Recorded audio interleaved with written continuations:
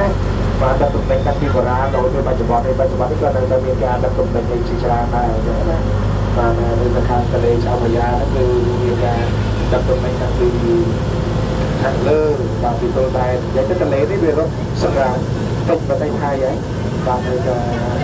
ពីខាងលើមកតាំងពីយូតែឡាវរូបៀតំបន់ត្រីកោណពីបងប្អូនយើងធ្លាប់ឮទេតំបន់ត្រីកោណពីហ្នឹងបាទនៅខាងជាប់ជាមួយនឹងឡាវរូបៀជាមួយនឹងថៃបាទជាមួយនឹងវាសិតតែនេះហើយបាទសិតតែការដឹកទំនិញមកតាមទន្លេចៅប្រយ៉ាតែរហូតដល់ចុះទៅដល់នេះនៅអយុធ្យាឬក៏អយុធយាទៅដល់ហ្នឹងបាទនៅក្រៅមកចេញទៅជាប់ជាមួយនឹងសមុទ្រនៅកណ្ដាលយ៉ាបាទនេះវត្តអរុណបាទបងប្អូនយើងអាចនិយាយថាឆ្វេងដៃឡើងវិញគឺវត្តអរុណនេះបាទសរសើរទៅ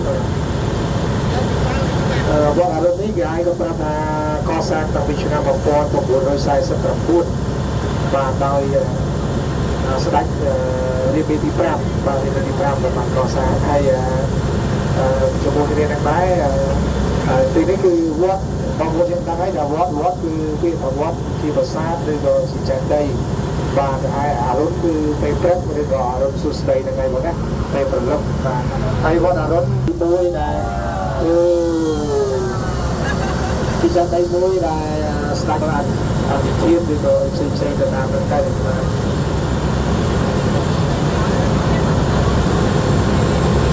សប្បាយទេបាទឲ្យសប្បាយឲ្យមេហ្គាយូមួយ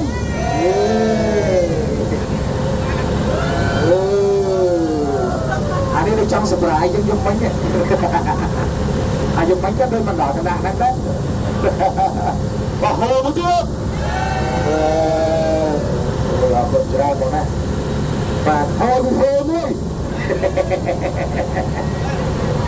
បាទបងហើយយោអរគុណណាបងបាទនេះជាទស្សនវិជ្ជាយកមិនយើងជិះកាត់តាមនឹងដែរតែយើងជិះណាបាទទៅតាមដល់នេះវាងបងណាបាទអាចធ្វើទៅតាម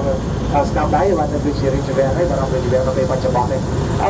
ដូចសម្រាប់បងប្អូនយើងយ៉ាងដែរអញ្ចឹងយើងមើលទឹកទន្លេយូរទៅ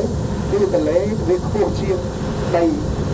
ទៅខាងក្រៅទាំងឈុនបុរីទាំងបាងកក